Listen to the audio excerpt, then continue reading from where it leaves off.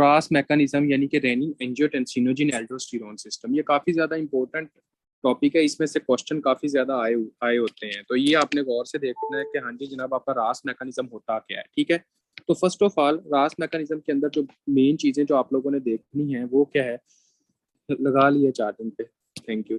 अच्छा जी, रास मैकेनिज्म के अंदर जो मेन चीजें आप लोगों ने देखनी है बच्चों को कौन सी होती हैं। एक तो आप लोगों ने ये देखना है कि आपका रास मैकेनिज्म एक्टिव कब होता है, और ये रास मैकेनिज्म का मेन जो पर्पस है वो है क्या। आपका रास मैकेनिज्म उस वक्त एक्टिव होता है जब आपकी बॉडी के अंदर जो है ना वो ब्लड प्रेशर कम हो। ठीक होगा, जब आपकी बॉडी का ब्लड प्रेशर कम होगा तो उस वक्त आपका रास मैकेनिज्म क्या होगा, एक तरह का एक्टिव हो जाएगा। अब रास मैकेनिज्म जब आपकी बॉडी का ब्लड प्रेशर कम होगा, रास मैकेनिज्म तब एक्टिव होगा। ऐसा क्या करता है रास मैकेनिज्म आपकी बॉडी के अंदर कि हाँ जी जनाब ये एक तरह का एक्टिव होता है और उसके बाद आपका ब्लड प्रेशर जो है वो बढ़ना शुरू हो जाता है। अभी हम इसको डिटेल्ड में देखेंगे कि इसके अंदर क्या क्या चीजें क्या क्या होती हैं। ठीक है, आपने ये कहना है कि रास मैकेनिज्म कब एक्टिव होता है। रास मैकेनिज्म उस वक्त एक्टिव होता है जब आपका ब्लड प्रेशर क्या होता है, एक तरह का कम होता है। ठीक हो गया। अब जस्ट इमेजिन करें बच्चों कि आपकी जो किडनी है ना, किडनी के डिस्टल कन्वोल्यूटिव ट्यूब्यूल्स जो होती है ना, कौन सी ट्यूब्यूल्स है आपकी, डीसीटी, जिसको हम डिस्टल कन्वोल्यूटिव ट्यूब्यूल्स कहते होते हैं। इस डिस्टल कन्वोल्यूटिव ट्यूब्यूल्स के ऊपर आपका जक्स्ट्रा ग्लोमेरुलस अपरेटस होता है। क्या होता है आपका, एक तरह का जक्स्ट्रा ग्लोमेरुलस अपरेटस होता है।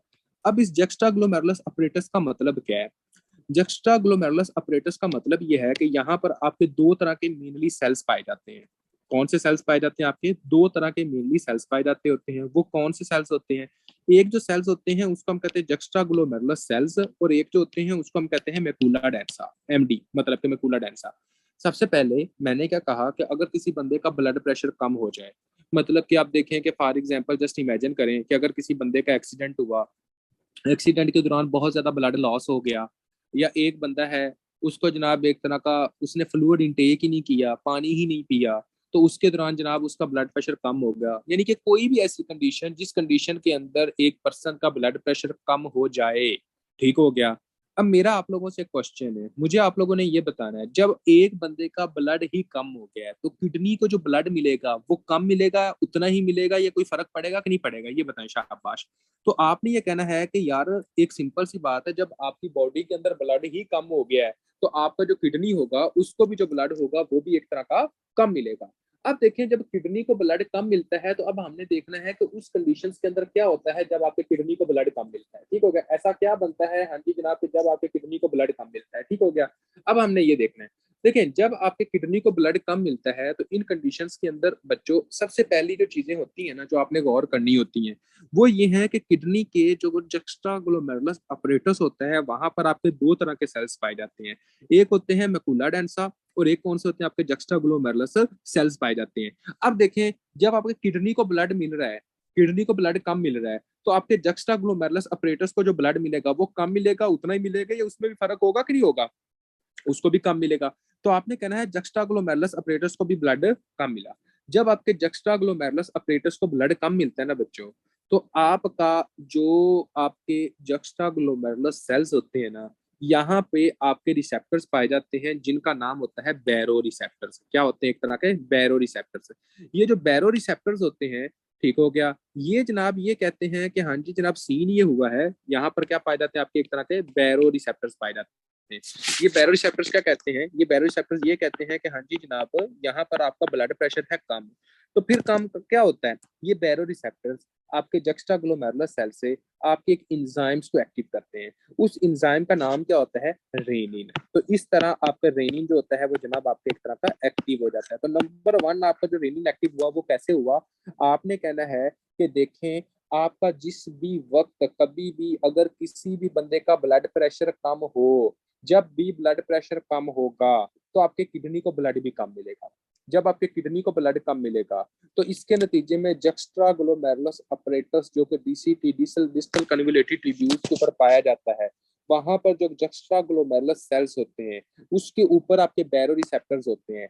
वो डिटेक्ट कर लेते हैं कि हाँ यार बॉडी का जो ब्लड प्रेशर है वो कम है। जब बॉडी का ब्लड प्रेशर कम होगा बैरोरिसेप्टर्स की मदद से, तो वो बैरोरिसेप्टर्स क्या काम करेंगे, तो जक्स्ट्राग्लोमेरुलर सेल से आपके एक एंजाइम्स की एक्टिवेशन करवा देंगे। उस एंजाइम का नाम होगा रेनिन। अब रेनिन आपका इस तरह एक एक्टिव हो गया। दूसरा बच्चों क्या मैकेनिज्म होता है जिस तरह रेनिन एक्टिव होता है वो देखें।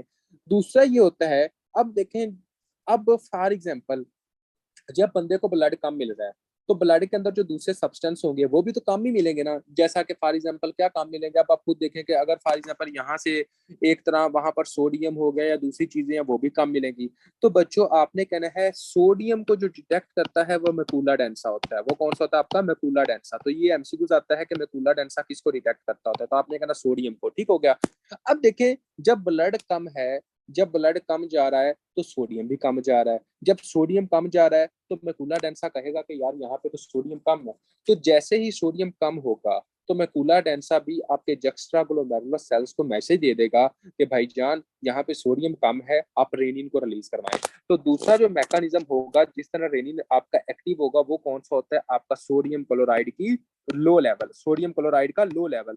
और सोडियम क्लोराइड का जब लो लेवल होगा तो क्या होता है आपका, मैकुला डेंसा डिटेक्ट करता है, मैकुला डेंसा को पता चलता है, वो जनाब जक्स्ट्राग्लोमेरुलर सेल्स को बताता है, तब आपका रेनिन फिर एक्टिव हो जाता है। नंबर थर्ड बच्चों क्या होता है देखें, नंबर थर्ड आपका जो किडनी होता है, किडनी के ऊपर आपके बीटा वन रिसेप्टर्स पाए जाते हैं। एक बात को आपने अपने माइंड में रखना है, बीटा वन रिसेप्टर सिर्फ और सिर्फ आपकी दो जगह पर पाए जाते हैं। कहाँ पर पाए जाते हैं, आपकी दो जगहों पर पाए जाते हैं। कौन सी दो जगहों पर, एक बच्चों किडनी के ऊपर पाया जाता है, एक कहाँ पे पाया जाता है, एक आपके हार्ट के ऊपर पाया जाता है। ठीक हो गया। तो अब देखें, जब बंदे का ब्लड प्रेशर कम हो ना तो उसको एक तरह का कंपनसेटरी मैकेनिज्म के तौर पर आपका सिंपैथेटिक नर्वस सिस्टम ज्यादा हो जाएगा। मतलब उसको एक तरह का ठीक करने के लिए आपका सिंपैथेटिक नर्वस सिस्टम क्या होगा, एक तरह का ज्यादा हो जाएगा।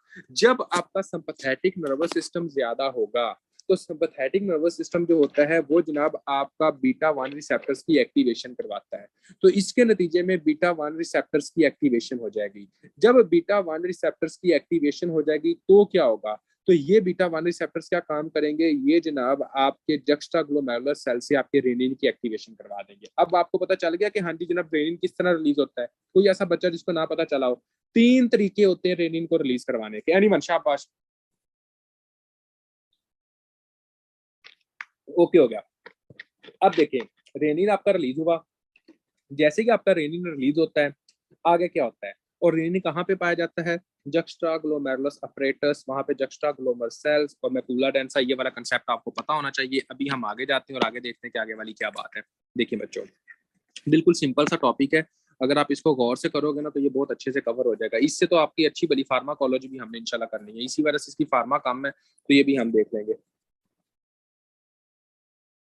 जी बिल्कुल, हाइपोटेंशन, हाइपोनेट्रीमिया, और उसके बाद जनाब आपका क्या होता है एक तरह का, तो भाई क्या है, मैं इधर से रिमूव करता हूँ वो दोबारा फिर आ जाता है।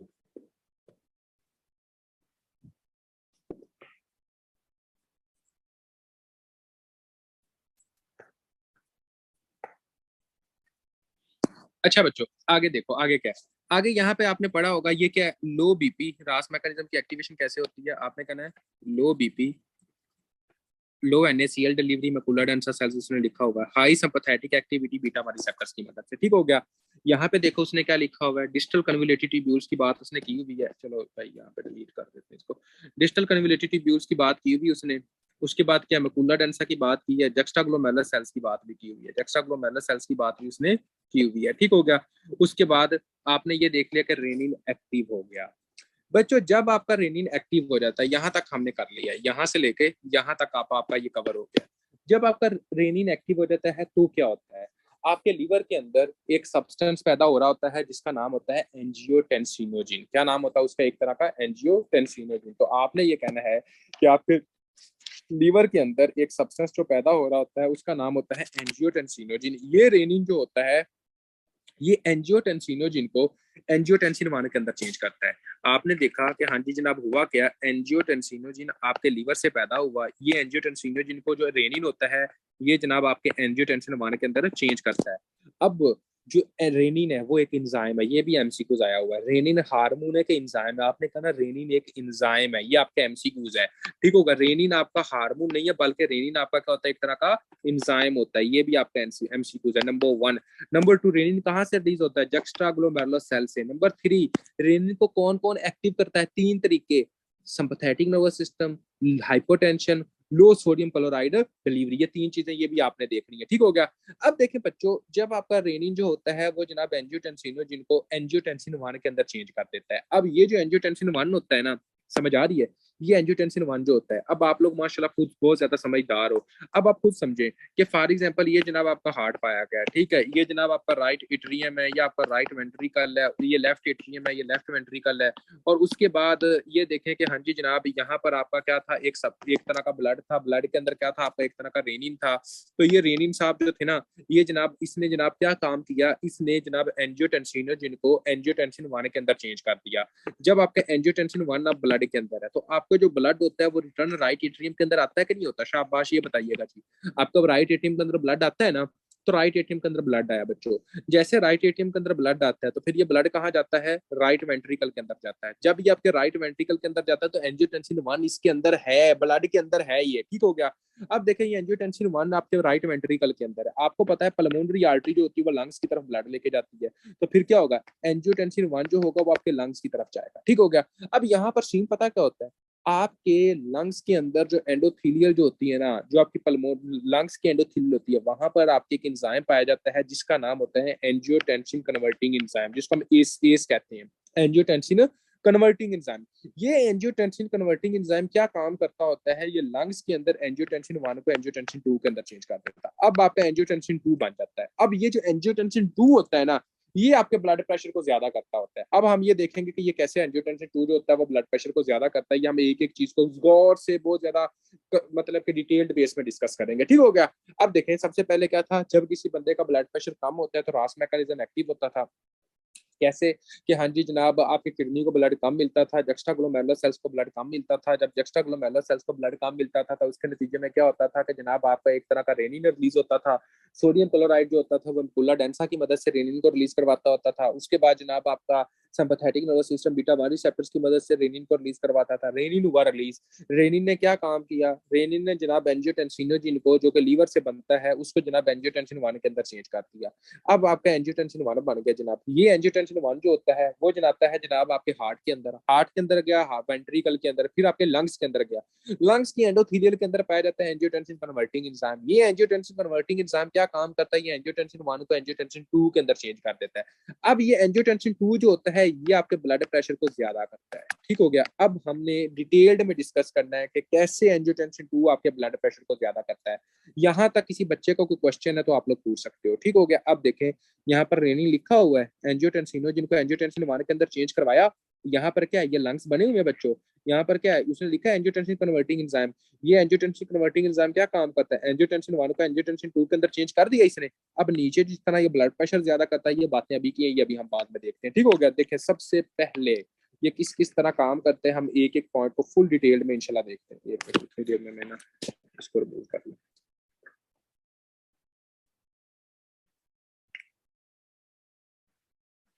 देखिए बच्चों, एंजियोटेंसिन 2 जिस तरह आपका ब्लड प्रेशर को ज्यादा करता है, फर्स्ट ऑफ ऑल ये आपकी ब्लड वेसल्स के ऊपर आता होता है। एंजियोटेंसिन 2 समझ आ रही है?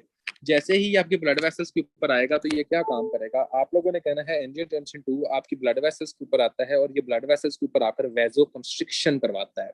ठीक हो गया।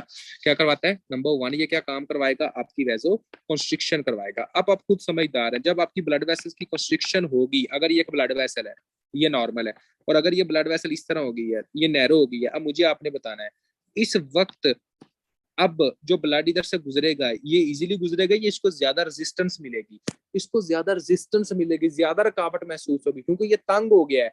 तो जब ये रेजिस्टेंस बढ़ेगी तो क्या होगा? रेजिस्टेंस इंक्रीज होगी, टोटल पेरिफेरल रेजिस्टेंस इंक्रीज होगी। जब भी टोटल पेरिफेरल रेजिस्टेंस इंक्रीज होती है, ब्लड प्रेशर ज्यादा होता है। अपने माइंड में रख ले, पूरी जिंदगी ये पढ़े होगी। ठीक होगा। मेडिसिन के अंदर जब भी वैजो कंस्ट्रिक्शन होगी, टोटल पेरिफेरल रेजिस्टेंस बढ़ेगी। जब भी रेजिस्टेंस बढ़ती है, ब्लड प्रेशर ज्यादा होता है। बस ये एक बात आपने अपने माइंड में रखनी है। सीवीएस के अंदर यहाँ पे किसी भी जगह पर पढ़ोगे ये बात इस तरह, तो आपका ब्लड प्रेशर एक इस तरह ज्यादा होता है। ठीक हो गया।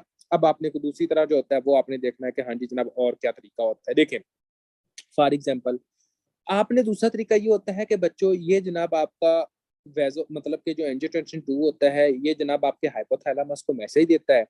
जो हाइपोथैलेमस होता है वहां पे थर्स्ट सिस्टम होता है, थर्स्ट सेंटर होता है, वो जनाब एक्टिव हो जाता है। तो बंदा क्या करेगा, बंदा पानी पिएगा। तो जब बंदा पानी पिएगा तो फिर क्या होगा, बंदे के बॉडी के अंदर ब्लड का वॉल्यूम बढ़ेगा कि नहीं बढ़ेगा, ब्लड का वॉल्यूम बढ़ेगा। जब ब्लड का वॉल्यूम बढ़ रहा है तो बंदे का ब्लड प्रेशर इंक्रीज होगा कि नहीं होगा। सिंपल सी बात है कि इस तरीके से भी बंदे का ब्लड प्रेशर जो होगा वो क्या होगा, एक तरह का ज्यादा होगा। तो नंबर 2 आपने क्या कहना है, एक तरह का थर्ड सेंटर जो होता है हाइपोथैलेमस के अंदर उसको एक्टिव करता है। नंबर 2। नंबर 3 ये पता क्या काम करता होता है बच्चों, नंबर 3 बच्चों ये इस तरह काम करता होता है कि ये जनाब आपके हाइपोथैलेमस को मैसेज देता है। हाइपोथैलेमस को मैसेज देकर वहां से आपके एंटी डायरेटिक हार्मोन जो होता है उसकी रिलीज करवाता है। किसकी रिलीज करवाता है, आपका एक तरह का एंटी डायरेटिक हार्मोन जिसको हम एडीएच कहते होते हैं। अब देखें आपका एंटी डायरेटिक हार्मोन जो है ये रिलीज हो गया। एंटी डायरेटिक हार्मोन पता क्या काम क्या करता होता है। एक बात एमसीक्यूज जो आता है मल्टीपल टाइम्स पूछा गया है कि ऐसा कौन सा हार्मोन है जो कि सीरम की ओस्मोलैरिटी को मेंटेन करता है, तो आपने कहना है एडीएच। एडीएच आपके एक ऐसा हार्मोन होता है जो कि सीरम की ओस्मोलैरिटी को मेंटेन करता होता है।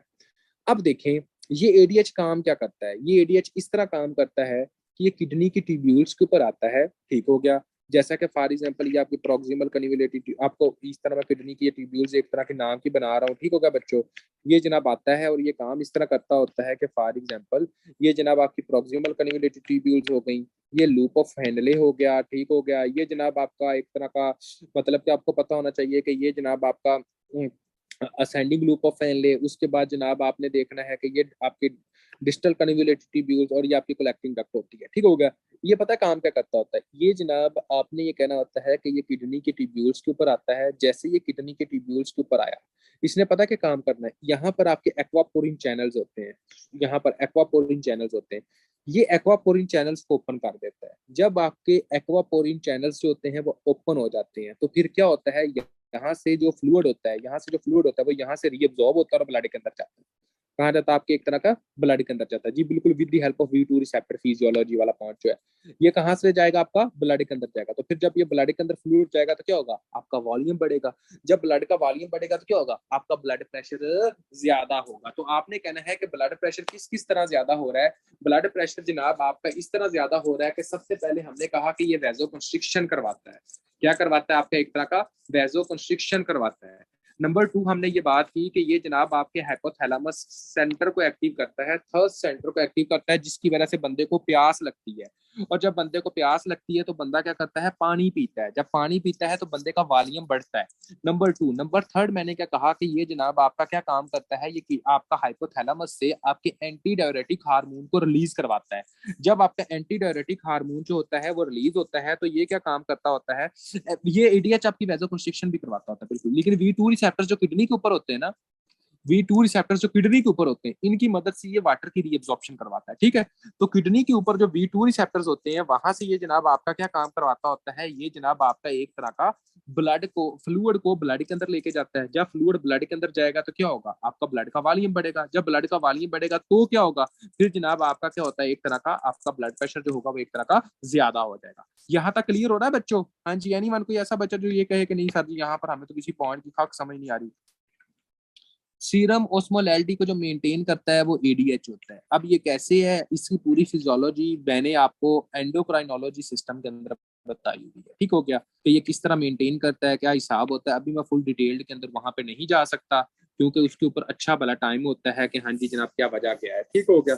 अब देखिए कि आगे क्या है। तीसरे नंबर पर ये क्या काम करता होता है, यहाँ पर हमने ये भी देख लिया जनाब, ये भी आपका होगा। नंबर 3 पर बच्चों ये काम करता होता है कि ये जनाब आपके जो होते हैं ना, किडनी, किडनी के ऊपर आपका एक ग्लैंड पाया जाता है जिसको हम कहते हैं एड्रीनल ग्लैंड। क्या होता है, एक तरह का एड्रीनल ग्लैंड। एड्रीनल ग्लैंड का कोर्टेक्स होता है। क्या होता है, एड्रीनल ग्लैंड का कोर्टेक्स होता है जो कि बाहर का हिस्सा होता है। ये एड्रीनल ग्लैंड के कोर्टेक्स से आपके एल्डोस्टेरोन की सक्रीशन करवाता है। अब देखिए जब ये एल्डोस्टेरोन सक्रीट होगा तो एल्डोस्टेरोन पता क्या काम क्या करता है, एल्डोस्टेरोन जब सक्रीट होता है ना तो ये काम करता होता है, ये जनाब किडनी के ट्यूब्यूल्स के ऊपर आता है। जी बिल्कुल, जोना ग्लोमेरुलोसा की तरफ ठीक है, ये जनाब किडनी के ट्यूब्यूल्स की तरफ आता है। जैसे ये किडनी के ट्यूब्यूल्स की तरफ आता है, ये सोडियम को ब्लड के अंदर लेके जाता है, सोडियम को ब्लड के अंदर लेके जाता है, और ब्लड से आपके H+ और पोटाशियम को बाहर फेंकता है। किसको बाहर फेंकता है? आपके H+ और पोटाशियम को बाहर फेंकता है। अब हमारा अभी तक जो तल्लक है वो किसके साथ है? वो सोडियम के साथ है। बच्चों एक और बात, जैसा कि मैंने ये कहा था ना कि वैसोकंस्ट्रिक्शन जो होती है वो कर आपका ब्लड प्रेशर बढ़ाती है, तो इसी तरह एक बात और अपनी माइंड में रख ली, पूरी मेडिसिन कैरियर के अंदर आपको ये बात काम देगी। Water always follow sodium. जहां सोडियम जाएगा वहां वाटर जाएगा। आप लोगों ने देखा होगा कि हमारे यहाँ अभी भी ये कहते होते हैं कि हाँ जी जनाब, अगर किसी का ब्लड प्रेशर कम हो जाता है तो हमारे यहाँ क्या कहते हैं कि हाँ जी जनाब, नमक जो है ना वो 7 आपकी बोतल के अंदर डाल लो तो बिल्कुल बंदे का ब्लड प्रेशर ठीक हो जाता है। तो किसी हद तक वो बातें ठीक होती हैं। क्यों? क्योंकि जब आप नमक साल्ट इंटेक करते हो, तो साल्ट जब आप इंटेक करते हो तो वाटर उसको फॉलो करता है। जब वाटर फॉलो करता है तो आपके ब्लड के अंदर वॉल्यूम बढ़ता है। जब आपके ब्लड के अंदर वॉल्यूम बढ़ता है तो उसके नतीजे में क्या होगा कि आपका ब्लड प्रेशर बढ़ेगा। क्या होगा? आपका एक तरह का ब्लड प्रेशर ज्यादा होगा। तो इस तरह यहाँ पर एल्डोस्टेरोन का मैकेनिज्म ऑफ एक्शन इस तरह होता है कि एल्डोस्टेरोन जो होता है वो जनाब आपके सोडियम को ब्लड के अंदर लेके जाता है। जब सोडियम आपके ब्लड के अंदर जाता है तो इसके नतीजे में वाटर भी आपके ब्लड के अंदर जाता है। जब वाटर आपके ब्लड के अंदर जाता है तो ब्लड का वॉल्यूम बढ़ता है। जब ब्लड का वॉल्यूम बढ़ता है तो ब्लड प्रेशर ज्यादा हो जाता है। ये भी आपने देखना है। ठीक हो गया? तो ये इस तरह काम करता होता है। उसके बाद आगे क्या होता है? आगे देखें बच्चों, एंजियोटेंसिन 2, यहाँ तक कोई बच्चा जिसको जनाब समझ ना आई हो, शाबाश एनीवन। कोई ऐसा बच्चा जिसको ना समझ आई हो यहाँ तक? सबसे पहले हमने क्या बात की? वैसोकंस्ट्रिक्शन की बात की। फिर हमने क्या कहा? थर्स्ट सेंटर एक्टिव करवाया। फिर हमने क्या कहा? एडीएच को एक्टिव करवाया। फिर हमने क्या कहा? एल्डोस्टेरोन को एक्टिव करवाया। ओके, आगे आ जाओ। उसके बाद एंजियोटेंसिन 2 ये काम करता होता है सर जी लास्ट, सर जी 7 अप के अंदर डाल के लेना जरूरी है क्या? पानी में डाल के ले लो साथ। आप पानी में डाल के लो, अकेला वैसे नमक ले लो, वो आपकी अपनी मर्जी है, वो जरूरी नहीं है। ठीक है, ये मैंने बस एक सिंपल बात कही थी। ये नहीं कि हाँ कल को कोई मरीज आ जाए तो उसको कहना कि 7 अप की बोतल ले। अच्छा जी, अब आगे देखें कि आगे का क्या सीन है। ये 7 अप की बोतल से मुझे ना एक वाकया याद आ गया, वो अब मैं बाद में बताऊंगा जब मैं बिश्कीक में होता था, हॉस्टल में। अच्छा, तो अब ना अब हम देखते हैं कि हाँ जी जनाब आगे क्या होता है। एंजियोटेंसिन 2 का ये हिसाब होता है कि आपका प्रोक्सिमल कन्वोल्यूटिव ट्यूब्यूल्स पे आता है। जब ये प्रोक्सिमल कन्वोल्यूटिव ट्यूब्यूल्स होती हैं, जिसको हम ये कहते हैं यहाँ पे ये क्या काम करता है? ये जनाब आपका एक तरह का आपका सोडियम को ब्लड के अंदर लेके जाता है और H+ को इधर बाहर फेंकता है। एंजियोटेंसिन 2 का प्रोक्सिमल कन्वोल्यूटिव ट्यूब्यूल के ऊपर क्या काम होता है? सोडियम को ब्लड के अंदर लेके जाता है। जब सोडियम ब्लड के अंदर जाएगी तो क्या होगा? सिंपल सी बात है, वाटर भी ब्लड के अंदर जाएगा। तो इस तरह ये प्रोक्सिमल कन्वोल्यूटिव ट्यूब्यूल्स के ऊपर भी यही काम करता है। ठीक हो गया? यहाँ तो कोई ऐसा बच्चा जिसको समझ नहीं, वो बंदा पूछ सकता है। नहीं मन, शाबाश।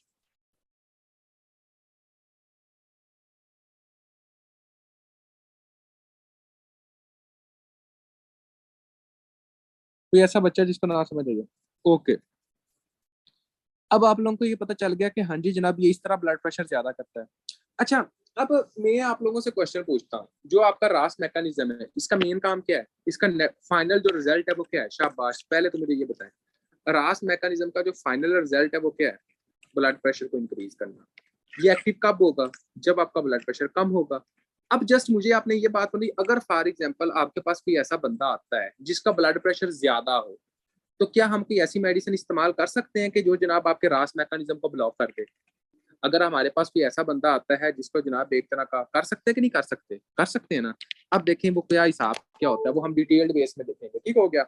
अब देखें, हम लोगों ने देखा कि आपका अगर हम कोई ऐसी मेडिसिन यूज करें जो कि एंजियोटेंसिन कन्वर्टिंग एंजाइम इनहिबिटर्स है, एंजियोटेंसिन कन्वर्टिंग एंजाइम इनहिबिटर्स है, तो आपका क्या एंजियोटेंसिन 2 एक्टिव होगा? शाबाश। क्या आपका एंजियोटेंसिन 2 इनहिबिटिव होगा? नहीं होगा। तो जब एंजियोटेंसिन 2 ही नहीं एक्टिव नहीं होगा तो क्या आपके एक तरह का आगे काम चलेगा? नहीं चलेगा। तो क्या आपका ब्लड प्रेशर ज्यादा होगा? नहीं होगा। तो इसके अंदर कौन सी मेडिसिन आती हैं? कैप्टोप्रिल, लिजेनोप्रिल, समझ आ रही है? प्रिल ग्रुप वाली, जी बिल्कुल ये आती है। समझ आ रही है? तो ये एमसीक्यू आता होता है कि हाँ जी जनाब, आपकी ड्रग ऑफ चॉइस अगर किडनी इशू है और 7 बंदे को ब्लड प्रेशर का मसला है तो कौन सी ड्रग ऑफ चॉइस है? आपने कहना एस इनहिबिटर्स। अगर कहते हैं कि एक डायबिटिक पेशेंट है और साथ उसको जनाब आपका क्या एक तरह का ब्लड प्रेशर का मसला है, तो कौन सी ड्रग ऑफ चॉइस है? आपने कहना एस इनहिबिटर्स है। ये आपने इस तरह आंसर बताने हैं, ये आपने बातें करनी है। ठीक हो गया? कि हाँ जी जनाब इसके अंदर भी एस इनहिबिटर्स होती हैं। क्लियर है? अब आगे आ जाओ कि आगे की क्या बात होती है, आगे आप लोगों ने देखनी है। अच्छा बच्चों, आगे फॉर एग्जांपल आपका एंजियोटेंसिन 2 जो है ना वो एक्टिव हो गया है, ये एंजियोटेंसिन 2 बन गया है। अब एंजियोटेंसिन 2 ने ये सारी जगह पर काम करना है, मतलब कि आपकी वेसल्स के ऊपर काम करना है, आपके जनाब एक तरह के मकुला क्या कहते हैं उसको जनाब, आपका एक तरह का एड्रीनल ग्लैंड से आपका एल्डोस्टेरोन की सेक्रीशन करवानी है। आपका जनाब आगे क्या होता है कि ये जनाब इसने साथ साथ जो है वो आपका एक तरह का थर्स्ट सिस्टम को एक्टिव करना है। ये सारा जो एंजियोटेंसिन 2 जो काम कर रही है ये रिसेप्टर्स की मदद से कर रहा है ना, तो हम क्या ऐसी मेडिसिन यूज कर सकते हैं जो कि एंजियोटेंसिन के रिसेप्टर्स को ब्लॉक कर दे? तो वो मेडिसिन जो एंजियोटेंसिन रिसेप्टर्स को ब्लॉक करती हैं वो होती है जनाब वो मेडिसिन जो कि एंजियोटेंसिन 2 एक्टिव है लेकिन रिसेप्टर्स के ऊपर इफेक्ट ही नहीं होने देती, उसको हम कहते हैं एआरबीज। क्या मतलब? Angiotensin receptor blockers drugs. ARBs क्या कहते हैं? एक तरह का एंजियोटेंसिन रिसेप्टर ब्लॉकर्स ड्रग्स। क्या किसी बच्चे को पता है क्या नाम क्या आता है? एंड पे टन आता है। हाँ जी, तो ऐसा बच्चा जिसका नाम आता हो कि इसके अंदर कौन सी ड्रग्स आती हैं? वलसाल्टन। समझ आ रही है? मोस्टली लो साल्टन, वलसाल्टन, ठीक हो गया, साल्टन ग्रुप वाली। तो अब आपको पता चलेगा कि यार ये एंजियोटेंसिन रिसेप्टर को ब्लॉक करती हैं। अब देखो अगर फॉर एग्जांपल बच्चों अगर किसी बंदे का रेनिन ही एक्टिव नहीं हुआ तो आगे क्या सिस्टम चलेगा? अगर किसी बंदे का रेनिन ही नहीं एक्टिव हो रहा आगे सिस्टम एक्टिव होगा? नहीं होगा। तो हमारे पास ऐसी भी ड्रग्स होती हैं जो कि जनाब आपके रेनिन को ही ब्लॉक कर देती हैं। वो क्या है? वो जनाब आपकी होती है एलेस्क्रीन। क्या होती है? एक तरह की एलेस्क्रीन। वो ड्रग्स होती है, इसको हम कहते हैं एलिस्क्रीन। वैसे हम डिटेल में डिस्कस करेंगे ये। और एक और एमसीक्यू पता क्या आता होता है? वो ये आता है, what is the most common side effect of angiotensin converting enzyme inhibitors drugs? क्या होता है? शाबाश, dry cough. Very important, dry cough. ये एमसीक्यूज ये भी कई दफा आया हुआ है एमसीक्यूज। अभी तक हमने काफी ज्यादा एमसीक्यूज डिस्कस कर लिए, ये आप लोगों को पता होना चाहिए। हाँ जी जनाब, ये था अभी हम लोगों ने कौन कौन से एमसीक्यूज डिस्कस किए थे। सबसे पहले हमने कहा कि रास मैकेनिज्म एक्टिवेशन कैसे होता है। ये 3 पॉइंट्स आप लोगों को बच्चों पता होना चाहिए कि किस किस तरह आपका रास मैकेनिज्म एक्टिव होता है, ठीक हो गया। उसके बाद हम लोगों ने कहा कि हाँ जी जनाब, जब ये रास मैकेनिज्म आपका एक्टिव होता है रेनिन किस तरह रिलीज होगा, ये वाला। उसके बाद हम लोगों ने बात की कि हाँ जी आपका जो है एंजियोटेंसिन 2 जो होता है ये किस किस तरह काम करता है, इसको हमने देख लिया। फिर हमने कहा कि आपका एंजियोटेंसिन कन्वर्टिंग एंजाइम इनहिबिटर्स अगर हम ड्रग यूज करते हैं तो उसके किस किस के अंदर ड्रग ऑफ चॉइस है, वो हमने 2 एमसीक्यूज देखे। फिर हमने कहा कि एंजियोटेंसिन कन्वर्टिंग एंजाइम किसका साइड इफेक्ट इसका क्या है, वो मोस्ट कॉमन कौन सा है, वो हमें पता चल गया कि यार ड्राई कफ होता है इसका। उसके बाद हम लोगों ने देखा फर्दर कि हाँ जी इसके अंदर जनाब आपका एक तरह का वलसार्टन किस ग्रुप की ड्रग है, लेस्क्रीन का क्या हिसाब होता है, ये सारा कुछ है। और उसके बाद हमने कहा कि सीरम ऑस्मोलैरिटी को मेंटेन करने वाला जो हार्मोन होता है वो कौन सा है, वो हमने कहा कि एडीएच होता है। अब हम आगे जाकर हम जनाब इसको थोड़ा सा और देखते हैं। मेडिसिन वाले एमसीक्यूज यही थे कि अगर एक बंदा डायबिटिक है, ठीक हो गया, और उसके बाद आपसे पूछा जाए कि साथ उसको हाइपरटेंशन है, तो हाइपरटेंशन के साथ जो ड्रग ऑफ चॉइस होती है वो कौन सी होती है? आपने कहना एएस इनहिबिटर्स है। अगर वो कहते हैं कि बंदा है जिसको रेनल इशू चल रहा है, उसके बाद जनाब उसको ब्लड प्रेशर का भी मसला है, तो उसकी ड्रग ऑफ चॉइस क्या? वो भी एएस है। एएस जो होती है वो कॉन्ट्रा इंडिकेटेड होती है अगर जीएफआर लेस देन 30 हो। एलेस्क्रीन होती है रेनिन ब्लॉकर। समझ आ रही है? एएस का साइड इफेक्ट क्या होता है? आपने कहना ड्राई कफ है। और अगर एएस की वजह से ड्राई कफ हो तो फिर हम कौन सी मेडिसिन यूज करवाते हैं उस बंदे के अंदर? ये देखें, ये भी आपका एमसीक्यूज आ जाता होता है कि अगर फॉर एग्जांपल एक बंदे के अंदर एएस इनहिबिटर्स हो गई, यूज करवा रहे हैं, उसकी वजह से उसको ड्राई कफ हो रही है, तो फिर हम कौन सी मेडिसिन यूज करवाएंगे? आपने कहना एआरबीज। वेरी गुड, शाबाश, एआरबीज यूज करवाएंगे। ये आपकी ड्रग ऑफ चॉइस बन जाती है। ठीक है बच्चों, ये अभी आपका एमसीक्यू था। अब